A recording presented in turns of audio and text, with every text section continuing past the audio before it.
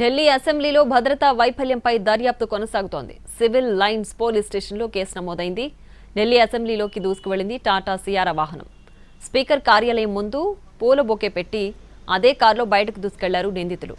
ప్రధాన నిందితుడు సరబ్జిత్ సింగ్తో పాటు మరో ఇద్దరిని ఇప్పటికే అరెస్ట్ చేశారు ఢిల్లీ పోలీసులు.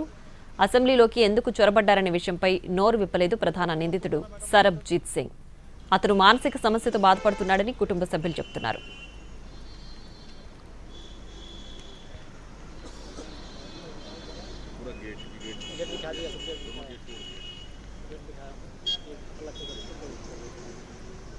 ఢిల్లీ అసెంబ్లీ భద్రతా వైఫల్యంపై దర్యాప్తు కొనసాగుతోంది.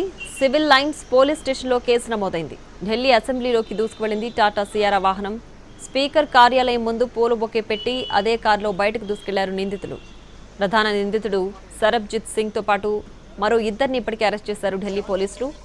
అసెంబ్లీలోకి ఎందుకు చొరబడ్డారనే విషయంపై నోరు విప్పలేరు ప్రధాన నిందితుడు సరబ్జిత్ సింగ్. అతను మానసిక సమస్యతో బాధపడుతున్నాడని కుటుంబ సభ్యులు చెబుతున్నారు.